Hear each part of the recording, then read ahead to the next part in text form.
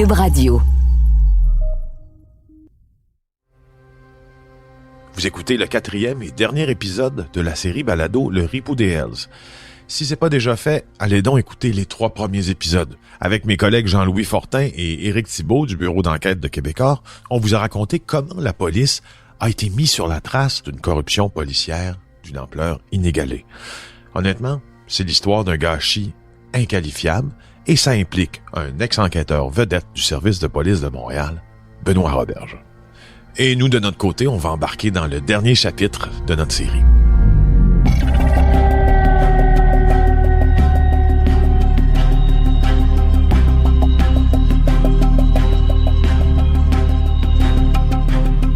En octobre 2013, l'ex-policier Benoît Roberge s'est fait arrêter dans le stationnement du quartier 1030. C'est un grand centre commercial sur la rive sud de Montréal. Et moi, je me rappelle très bien la tornade médiatique qui a suivi immédiatement après son arrestation. Moi-même, j'ai fait des nombreux reportages à ce sujet-là. J'étais renversé. En fait, j'étais sur le cul, pour vrai. Et contrairement à la plupart des affaires policières, cette fois-là, même comme journaliste, d'habitude, on sait ce qui se passe. Et là, on savait presque rien.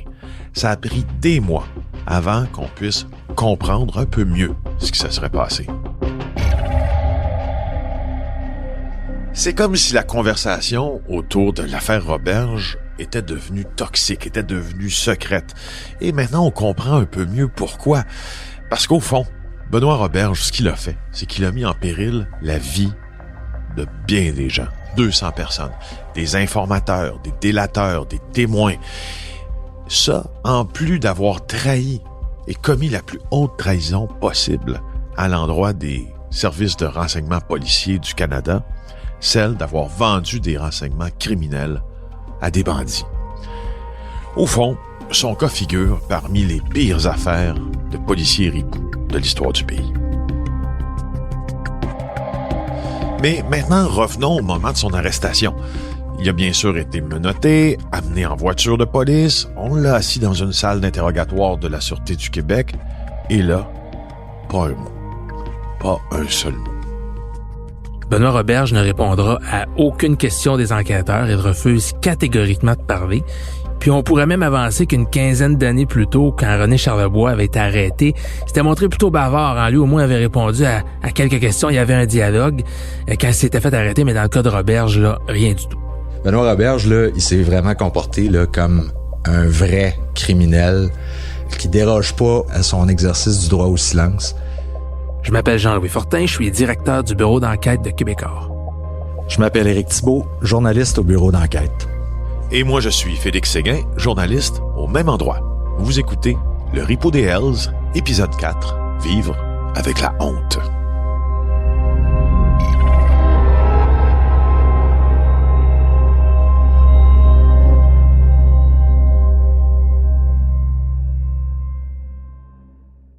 Une salle d'audience, c'est un peu comme un théâtre. Hein? Et la première comparution de Benoît Roberge au palais de justice était une pièce hautement inhabituelle parce que il a passé 28 ans à lutter contre le crime organisé pour le service de police de la Ville de Montréal.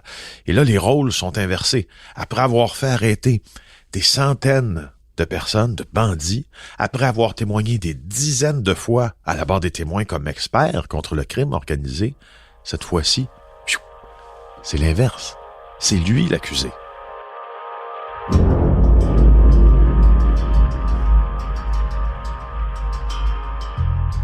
Le lundi après-midi 7 octobre 2013, moi je suis au Palais de justice de Montréal.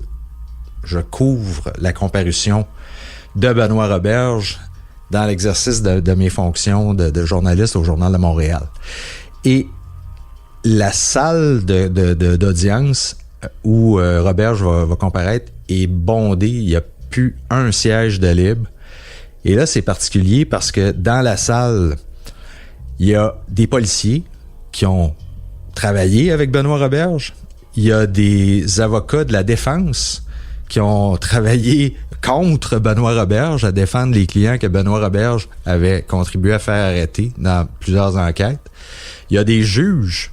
Il y a un juge, en fait, qui a sans doute déjà entendu Benoît Roberge témoigner devant lui, parce que Benoît Roberge, ça a été pendant des années l'expert du SPVM sur les bandes de motards criminalisés. Il entre dans la salle d'audience, il est menotté, puis il a l'air piteux. Il regarde à terre, il a la tête rentrée dans les deux épaules. Tu vois qu'il est vraiment gêné, embarrassé d'être dans une situation où il aurait probablement jamais pensé de se retrouver un jour.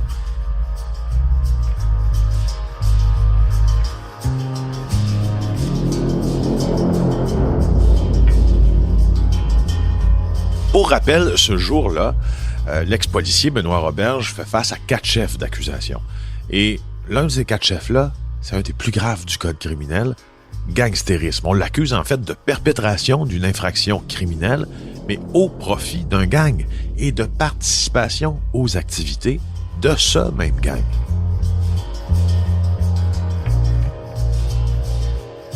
Il y a aussi des accusations d'entrave à la justice, d'abus de confiance par un fonctionnaire de l'État, et on lui reproche d'avoir commis ces crimes-là entre les périodes de janvier 2010 à octobre 2013.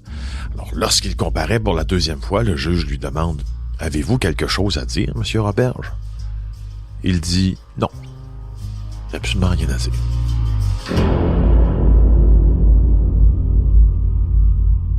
Et puis, sa comparution est brève. Il va être escorté à la fin de l'audience pour aller en prison, à la prison de Rivière-des-Prairies.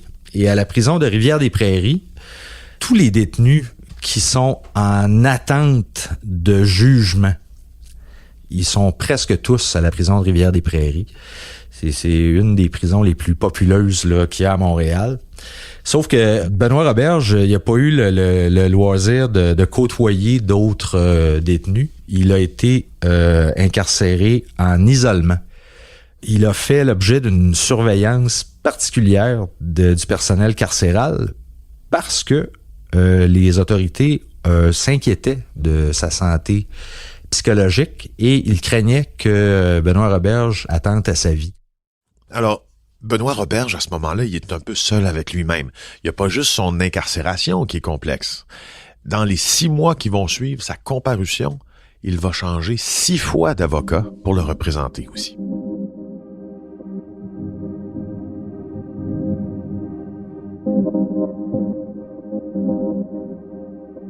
C'est particulier parce que le monde de la justice au Québec, c'est un petit monde. Et c'est souvent les mêmes avocats criminalistes qui défendent tout un bassin de gens qui font face à des accusations. Puis là, imaginez un instant, là, vous avez un policier qui a participé à des enquêtes qui ont contribué à faire emprisonner, accuser des dizaines et des dizaines de criminels au fil des années. Comment voulez-vous trouver un avocat qui sera pas en conflit d'intérêts?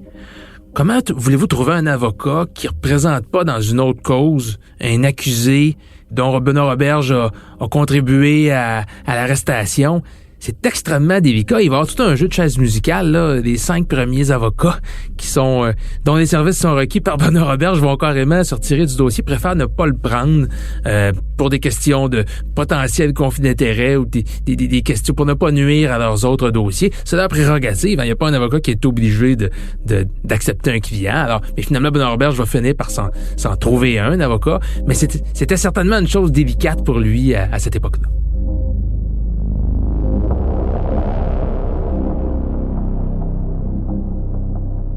On a eu la chance assez extraordinaire de pouvoir mettre la main sur des échanges de lettres, des lettres écrites par Benoît Roberge en prison pendant plusieurs étapes du processus. Ça commence, il a même pas encore plaidé coupable, il fait face à des accusations. Benoît Roberge, à ce moment-là, donc, communique avec un grand ami, un autre Benoît Perron. On peut même dire que c'est un peu le confident de Benoît Roberge, ce fameux Benoît Perron, qui lui est accusé de rien, est en liberté, est à l'extérieur, mais il a le droit d'échanger des lettres avec Benoît Roberge. Ces lettres-là, évidemment, sont lues par les autorités carcérales. Donc, Benoît Roberge sait que tout le contenu pourra être examiné, mais néanmoins, il va en livrer beaucoup sur ses états d'âme. Alors, les premières lettres commencent, et là, on est à l'hiver 2013-2014. Fait froid, décembre, janvier, neige, et puis là, Benoît Roberge est vraiment au désespoir, parce que il vient d'être accusé il y a quelques mois. Il n'a pas encore émis de plaidoyer. Et selon ce qu'il écrit dans les lettres, puis ça, c'est un peu difficile à croire, mais il dit qu'il n'a même pas eu encore accès à toute la preuve. Il n'a même pas pu consulter l'ensemble de ce qu'on lui reproche.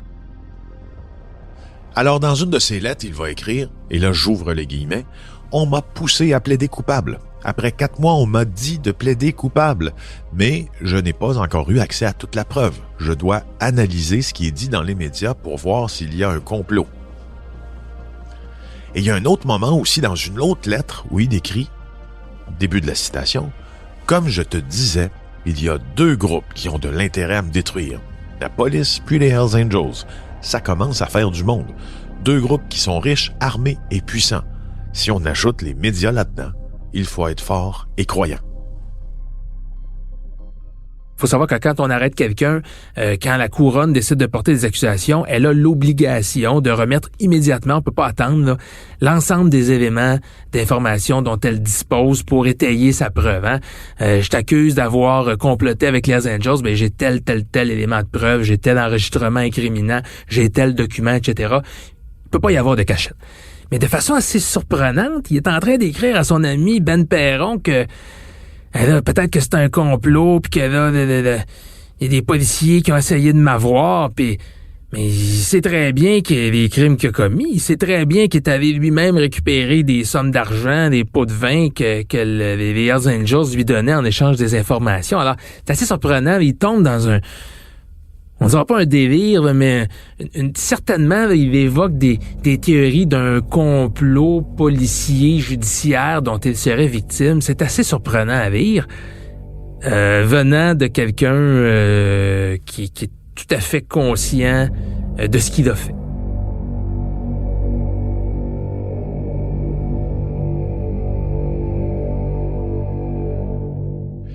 Et là, il y a encore une autre chose d'assez surprenante qui va survenir.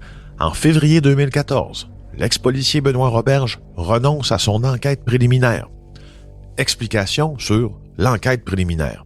Souvent, quand la preuve contre un accusé est un peu chambranlante, ça veut dire que l'enquête repose sur pas beaucoup d'éléments, pas grand-chose. Donc, à ce moment-là, quand on est accusé, on a de très bonnes raisons de faire tester cette preuve-là.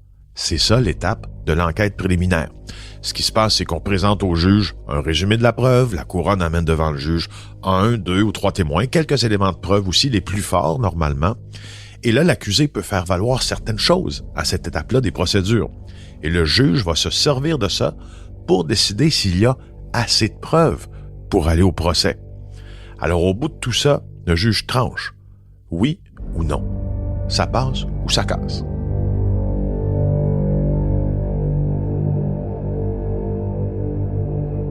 Mais dans ce cas-là, les preuves sont tellement accablantes. Là, on a des enregistrements audio de Benoît Roberge et de René Charlebois, le motard, en train de transiger, en train de s'échanger de l'information en échange de fortes sommes d'argent. Et ajouter à ça le fait que Benoît Roberge est encore en train de décider c'est quoi sa stratégie, là? Qu'est-ce qu'il va plaider? Va-tu reconnaître tout ça pendant la prison? Il va essayer de s'en sortir?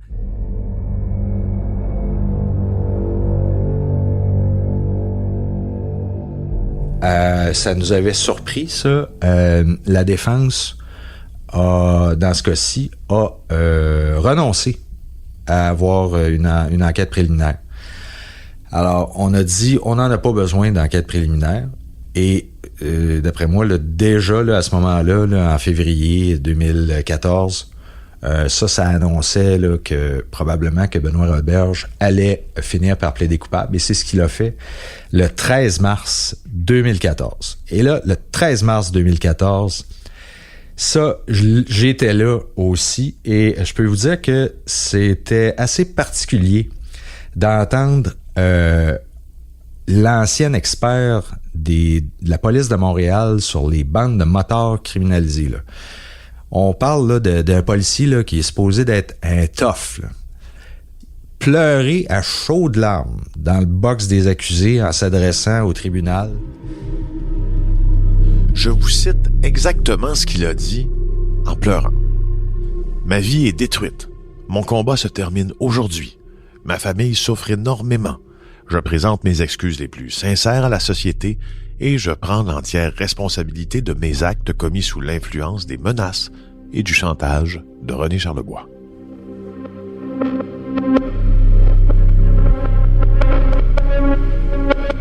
C'est possible qu'effectivement, qu'il puisse plaider à avoir commis ces crimes-là sous la menace et sous le chantage de René Charlebois. Et ça serait probablement crédible si on n'avait pas eu accès aux enregistrements audio des conversations entre les deux hommes. Puis moi, quand je les écoute, les conversations audio entre les deux hommes, je ne sens pas du tout de pouvoir de menace, d'influence. Il y a pas de, c'est pas une relation dominant-dominé de quelqu'un qui se plie à la volonté d'eux puis qui va y chercher l'information parce que sinon il va se faire tirer une balle. Là. Les deux hommes se parlent comme des vieux amis, tout à fait d'égal à égal. Alors de venir dire devant le juge qu'il a fait tout ça sous la menace et le chantage, on peut avoir des réserves, on peut avoir des gros doutes.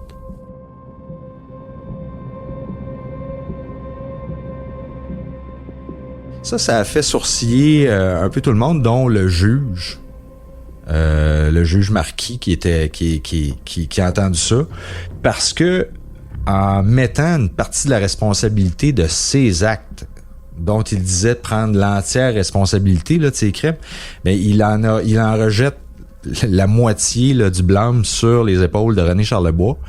Ça laisse entendre que Benoît Roberge était à ce moment-là encore dans le déni. Et que c'était un mea culpa là, mais juste en demi-teinte, qui était pas vraiment sincère dans ses excuses. Et même s'il pleurait à chaudes larmes, ça donnait lieu à certains commentaires là sur la place publique. Je pense à son ancien patron de Roberge, le commandant Richard Dupuis, qui était l'ancien dirigeant là, des enquêtes sur les crimes majeurs à la police de Montréal. À ce moment-là, en 2014, le commandant Dupuis était à la retraite de la police de Montréal et il avait été embauché comme l'analyste, le commentateur expert en affaires policières pour le réseau TVA. Alors, le jour ou le lendemain où Benoît Roberge a plaidé coupable, le commandant Dupuis est allé à l'émission de Mario Dumont et il a dit carrément que lui, il trouvait pas que Benoît Roberge avait été sincère dans ses explications. Ben, ce qu'il faut comprendre, là, une personne qui plaide coupable, c'est parce qu'il est coupable. Hein? Il fait pas de cadeau. Donc, en partant, il faut dire que Benoît Roberge s'est reconnu coupable d'avoir commis les crimes. D'ailleurs, il s'en est excusé en braillant. Là. Il s'en est excusé en pleurant. Oui, il a fait une petite envolée oratoire, c'est correct. Sincère, d'après toi? Pas du tout. OK. Pas du tout. Parce qu'on fait... T'as pas hésité longtemps? Non, c'est comme les gens qui veulent aller en thérapie. Ils veulent toujours aller en thérapie après qu'ils se sont fait prendre, jamais avant. Donc, lui, là... Il regrette parce qu'il s'est fait prendre. Il regrette parce qu'il s'est fait prendre. Il regrette parce que ça a un impact incroyable sur sa famille. Bon, et sur sa vie, là. Ouais, sur sa vie, on s'entend. Parfois, on voit des criminels là, qui se mettent à nu puis qui se disent écoutez, oui, je l'ai fait, je l'ai échappé, je m'excuse, j'essaie pas de trouver de justification à ce que j'ai fait, je m'en repens, etc. Là, c'est beaucoup plus nuancé du côté de Benoît Roberge.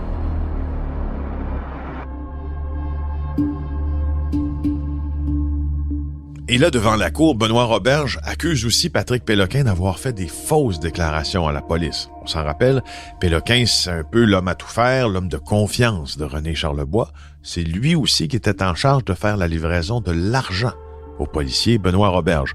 Puis les montants que Patrick Péloquin dit avoir remis à Roberge sont différents des montants que Roberge affirme avoir reçus. Quand Benoît Roberge plaide coupable, on apprend qu'il aurait de son plein gré, là, conduit les policiers à une cache d'argent. Donc, l'endroit où se trouvait l'argent qu'il aurait reçu des mains des Hells Angels. C'est sûr que c'est une façon de démontrer sa bonne foi. En tout cas, c'est ce que ses avocats ont voulu plaider.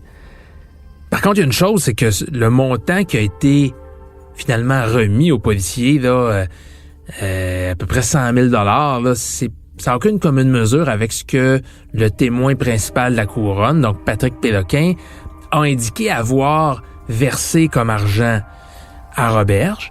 Et ça n'a aucune commune mesure non plus avec ce que René Balloune-Charlebois lui-même a dit avoir versé à Roberge. On parle plus là ici d'une somme qui avoisinerait le demi-million de dollars. Là. Donc c'est difficile de faire pleinement confiance à quelqu'un qui remet seulement une infime portion de cette somme-là. Est-ce que de l'argent avait été placé ailleurs, dépensé, ou est-ce que c'est tout simplement un mensonge de la part de René Charlebois et de Patrick Péloquin? C'est difficile d'établir la vérité. Le problème là-dedans, c'est que il y a un criminel qui dit quelque chose, puis un criminel qui dit l'inverse. Choisir qui croire entre deux criminels, pas toujours facile. Finalement, le 4 avril 2013, le juge Marquis a donné une peine exemplaire à Benoît Roberge. Presque la sentence maximale qui aurait été de 10 ans dans le cas des crimes qu'il a commis. Donc 8 ans, c'est assez sévère. Et le juge se montre particulièrement sévère à son endroit au moment de lire ses observations sur la peine. Le juge donne toute la mesure de l'immense cafouillage, l'immense gâchis que les crimes de Benoît Roberge ont causé dans l'appareil judiciaire. C'est gravissime là, comme crime et le juge le souligne bien dans le texte qu'il prononce au moment d'envoyer Roberge au pénitencier. Moi, comme journaliste, là, j'étais présent et je peux vous dire que j'ai pas entendu souvent un juge être aussi cinglant dans son propos à l'endroit d'un accusé et en plus d'un ancien policier. Je vais vous lire un extrait de ce que le juge a dit. Le contenu de ces conversations, tel que relaté par le procureur de la poursuite, fait littéralement frémir et est absolument inqualifiable. En effet, on peut difficilement imaginer pire comportement de la part d'un agent de la paix en qui l'État a placé toute sa confiance.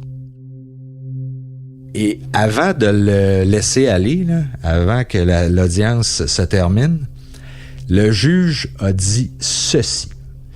L'accusé, par ses agissements, a détruit sa vie, mais encore pire, encore plus triste, celle de sa famille. Il a trahi sa famille, il a trahi des amitiés, il a trahi la confiance de ses collègues, il a trahi le système judiciaire. Il vivra le reste de ses jours avec la honte qui devrait accompagner un tel gâchis, un gâchis inqualifiable dont il est le seul responsable.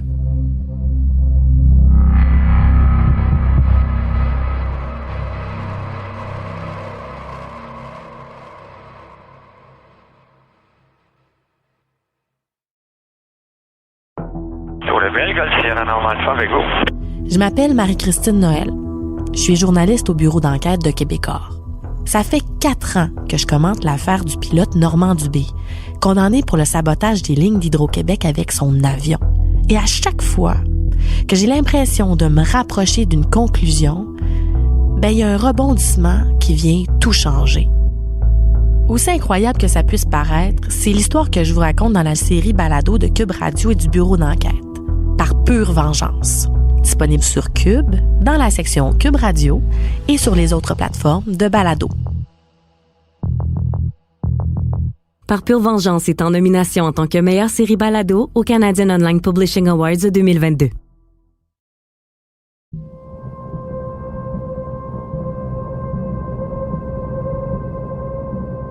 Benoît Roberge a été condamné à 8 ans de pénitencier, mais il a un statut à part. C'est un cas à part, Benoît Roberge, en tant qu'ex-policier. On ne peut pas l'envoyer dans un pénitencier fédéral. Il a été impliqué dans l'arrestation et dans l'accusation de trop de gens. Il va rencontrer trop de prisonniers et sera jamais en sécurité. Alors, il nous reste une option possible, le maintenir en isolement et aussi l'autre option de l'envoyer très loin dans une autre province.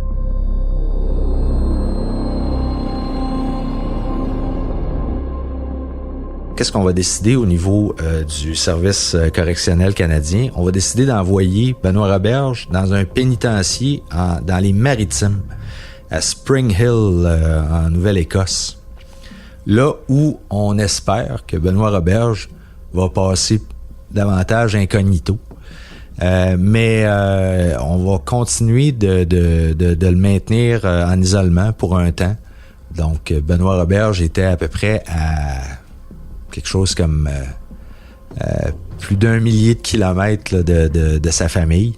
Ça devait pas être facile. Il devait pas recevoir beaucoup de visites là-bas.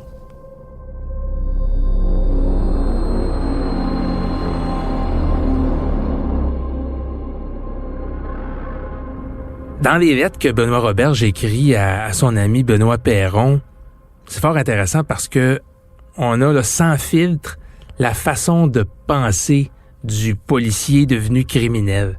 Quand il est à Spring Hill, en Nouvelle-Écosse, puis là, il décrit ses conditions de détention. Ma cellule est toute petite. Je me notais pour aller prendre ma douche. J'ai pas le droit de parler à ma famille. Il se plaint beaucoup. Puis là, il écrit... comme les fédéraux m'ont dit, je paye plus cher parce que j'ai été sur le bon bord. C'est parce que j'ai été un policier trop efficace et surtout trop populaire qu'aucune prison veut de moi. Fin de la citation. Donc là, il est encore en train de se poser en victime. J'aime pas mes conditions de détention, je fais pitié, mais c'est parce que ma glorieuse carrière de policier fait qu'on peut pas me mettre ailleurs. Donc, tu sais, il est encore en train, à ce moment-là, de s'apitoyer sur son sort et non pas de reconnaître le tort qu'il a causé à la société. C'est vraiment une incursion assez fascinante dans sa façon de penser de Benoît Roberge à cette époque-là. Il va finalement revenir au Québec. En 2015, il est rapatrié ici et là, il va commencer à être un peu plus positif. Il va arrêter de chialer, au fond. Et dans son échange épistolaire avec Ben Perron, il dit qu'il veut suivre une formation à distance à l'université pour essayer de démarrer une entreprise.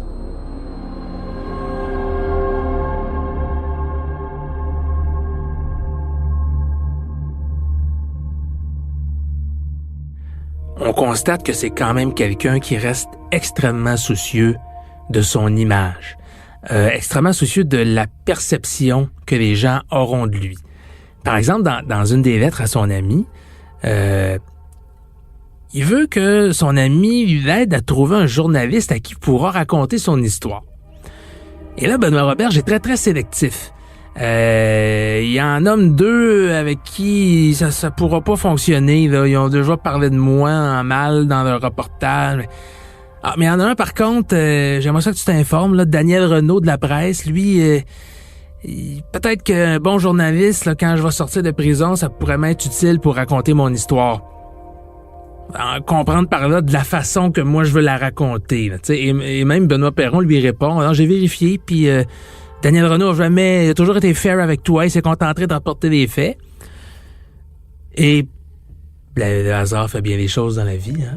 Quelques mois après sa sortie de prison, c'est effectivement un journaliste, Daniel Renaud de la presse, un journaliste très réputé, qui a une excellente réputation d'ailleurs, qui c'est lui qui aura l'entrevue de Benoît Roberge avec une photo qui explique sa rédemption et tout ça. Il n'y a absolument rien à reprocher au travail de Daniel Renaud, mais ce qu'on constate là-dedans, c'est que Benoît Roberge avait signifié l'intention de redorer son image. C'était en quelque sorte magasiner un journaliste et il a obtenu ce qu'il avait voulu, c'est-à-dire une entrevue avec ce journaliste-là à sa sortie de prison pour raconter son histoire.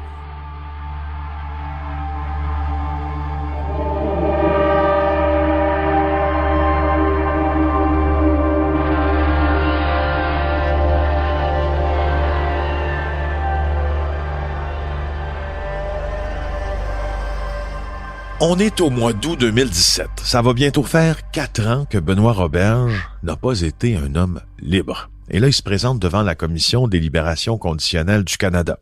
Il veut sortir de prison, bien sûr, mais il faut qu'il réussisse à convaincre les commissaires qu'il a cheminé, qu'il est prêt à retourner de façon graduelle dans la société.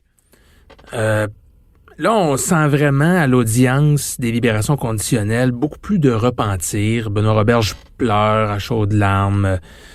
J'ai honte, j'ai commis des atrocités. Il est plus en train d'essayer de blâmer quelqu'un d'autre. Il est plus en train de dire que le délateur qui a aidé à le faire condamner a menti ou n'est pas honnête.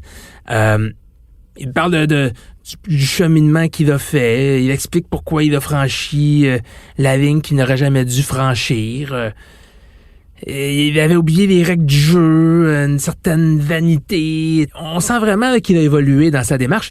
Et ça fonctionne. Il va réussir à convaincre les commissaires de lui accorder une libération conditionnelle. Et je dis bien conditionnelle, parce que il peut sortir du pénitencier, mais il va devoir continuer à respecter plusieurs conditions. Entre autres, il devra être en contact absolument avec son agent de libération conditionnelle et on va lui interdire de communiquer avec un certain nombre de personnes. Donc, il est libre, mais pas totalement. Mais au moins, il va commencer à se refaire une vie.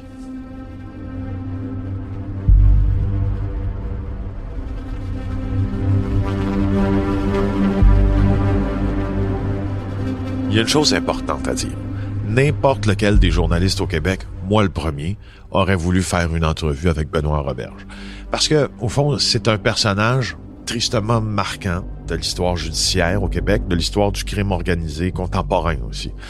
Alors nous, dans notre démarche, on lui a offert à Benoît Roberge de collaborer, de participer, de donner sa version des faits, et il nous a fait comprendre qu'il n'était pas du tout intéressé, je souligne, du tout, et qu'il voulait maintenant passer à autre chose, au fond. Mais dans tous les cas, il a au moins pu donner une entrevue à sa sortie de prison, à la lumière de ses échanges écrits avec son ami Benoît Perron alors qu'il était incarcéré. On interprète ça un peu comme une tentative de redorer son image, de passer pour un homme qui avait appris, un homme nouveau, bref, qui exprime du repentir. Parce que Benoît Roberge, lui, passe à autre chose. Mais les gens qui l'ont vendu et les conséquences désastreuses de ses actes viennent encore le rattraper 10 ans plus tard.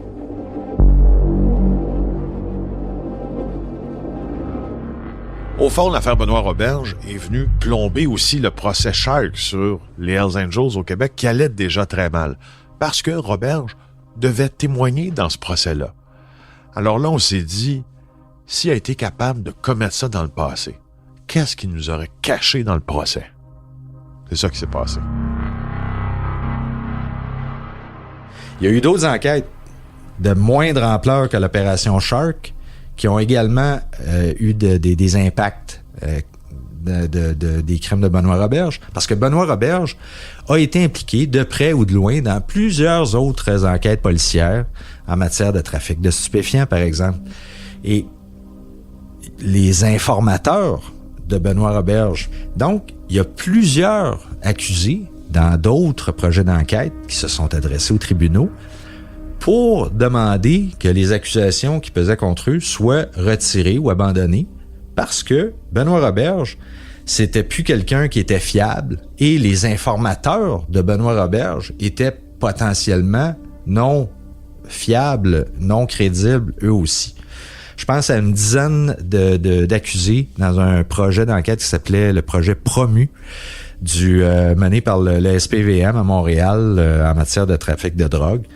En 2016, ces accusés-là ont obtenu de la juge Hélène Morin l'arrêt des procédures parce que Benoît Roberge avait joué un rôle important dans cette enquête-là. Les informateurs de Benoît Roberge avaient joué un rôle important, puis la juge Morin est allée plus loin encore. Elle a sermonné la couronne en disant c'est la couronne qui aurait dû, de son propre chef, retirer les accusations compte tenu de l'implication de Roberge dans l'enquête plutôt que d'attendre que moi je l'ordonne.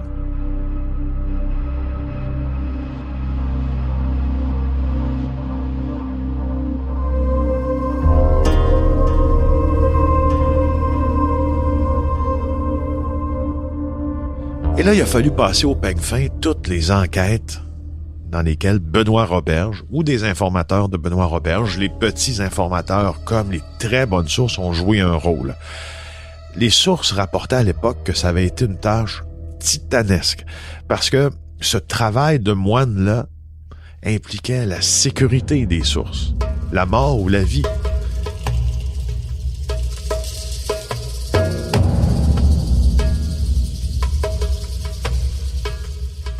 Il y a d'autres conséquences des crimes de Benoît Roberge qu'on mesure encore mal en 2023 et qu'on continuera de mesurer au cours des prochains mois.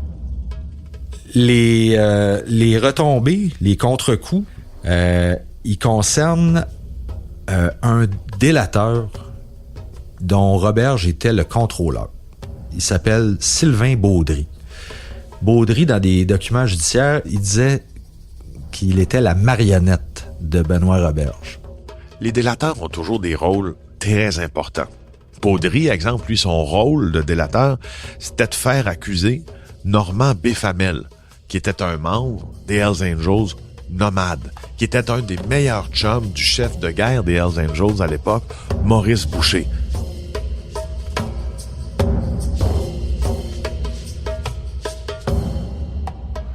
Alors, ce qui s'est passé, c'est que Baudry a témoigné au procès de Tony Duguay, l'accusé de ce meurtre-là. Et il a un peu embelli, disons, beaucoup, mettons, son témoignage. Et il a raconté certains détails inexacts ou même inventés. Des détails aussi qu'il n'aurait pas dû savoir. En fait, ce que l'on sait maintenant, c'est que l'enquêteur Benoît Roberge, ce qui était son contrôleur à l'époque, il aurait laissé un ordinateur avec la preuve de l'enquête pour qu'il mémorise certains détails puis qu'il puisse bonifier son témoignage. Pourquoi? Pour rehausser sa crédibilité, donc la crédibilité de l'accusation aussi. C'est ce genre de petits détails-là qui a fait en sorte que le jury va déclarer Tony Duguay coupable du meurtre en 2006.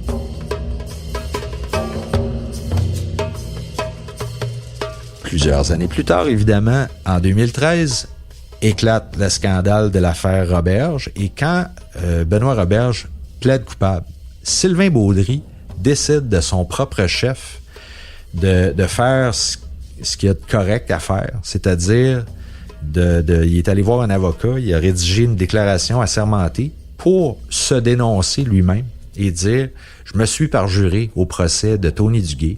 J'ai fait des fausses déclarations. J'ai été manipulé par mon contrôleur Benoît Roberge.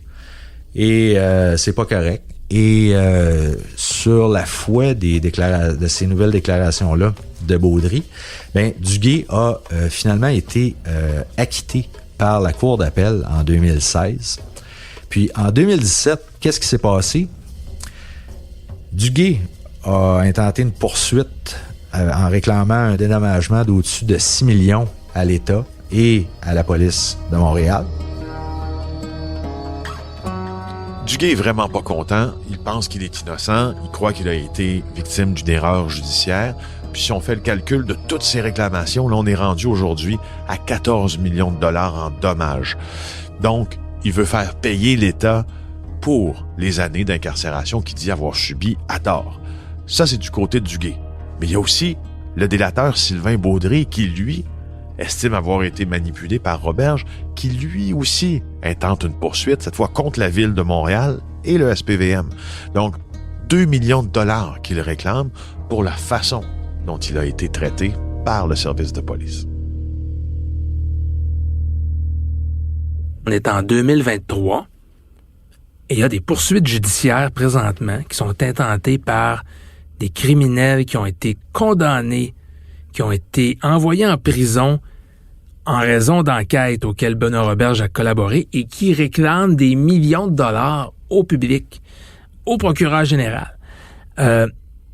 C'est pas réglé encore, mais si ça devait déboucher sur des réclamations qui sont payées à ces gens-là, ça veut dire que c'est les contribuables, monsieur, madame, tout le monde, vous et moi, qui vont payer pour éponger le gâchis de Benoît Roberge, le policier ripou.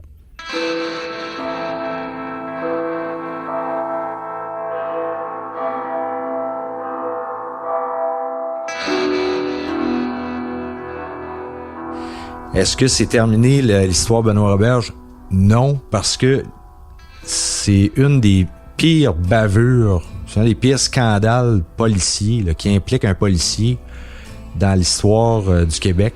C'est le policier qui a reçu la peine la plus sévère pour une accusation de gangstérisme au Québec. Il n'y a pas beaucoup de policiers qui ont été condamnés pour gangstérisme au Québec ni au Canada. Et ça devrait rester comme l'exemple à ne pas suivre jamais pour nos policières, nos policiers qui sont en service puis qui assurent notre sécurité au Québec présentement. Parfois, on se demande comment on peut évaluer le dommage causé par Benoît Roberge à la société. Comment on peut évaluer tout le mal qu'il a causé, puis il y a deux réponses. Il y a une réponse strictement financière, strictement monétaire. On pourrait calculer toutes les heures supplémentaires que les policiers ont fait sur des projets d'enquête qui ont avorté à cause des crimes de Benoît Roberge. On pourrait calculer les millions de dollars qui ont été dépensés dans les enquêtes qui ont avorté, les salaires des procureurs de la Couronne, les salaires des juges qui ont entendu des causes ou qui devaient les entendre, puis que tout ça a tombé. Ça se chiffre. Il y a une deuxième partie des dommages qu'on ne peut pas chiffrer, mais qui est, à mon sens, encore plus importante. C'est la notion de la confiance envers le système de justice. Les policiers ont des pouvoirs extraordinaires dans notre société de droit. Ils ont le pouvoir d'arrêter, de priver les gens de leur liberté. Ils ont le pouvoir de récolter des éléments et d'affirmer sous serment que ces éléments-là ont mené à la perpétration d'un crime. Ils ont le pouvoir de mener des perquisitions. C'est un peu le contrat moral, le contrat social qu'on passe avec l'appareil policier et judiciaire. Vous pouvez priver quelqu'un de votre liberté, vous pouvez l'arrêter, vous pouvez l'envoyer en prison, mais vous devez faire votre travail de façon irréprochable. Et là, on a quelqu'un qui a démontré qu'il existe des failles dans l'appareil policier, qu'il y a au moins un policier en qui on plaçait toute notre confiance et qui a trahi tout le monde. Faut pas penser que tous les policiers sont comme ça. Faut même pas penser qu'il y a plusieurs policiers qui sont comme ça. Mais il y en a au moins un qui a réussi à franchir la ligne, qui a pu pendant des années commettre ces abus de confiance irréparables-là. Alors, il est à souhaiter que la société ne perde pas confiance en l'appareil policier et judiciaire. Il est à souhaiter que on puisse continuer à croire quand un policier fait une déclaration sous serment, qu'on puisse continuer à penser que l'immense majorité des policiers sont intègres et sont honnêtes. Bref, sont tout le contraire de ce que Benoît Roberge a été.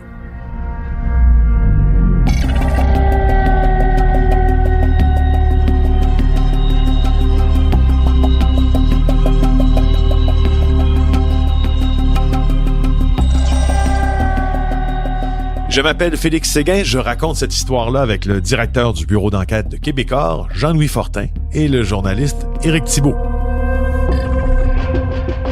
Réalisation et montage, Anne-Sophie Carpentier.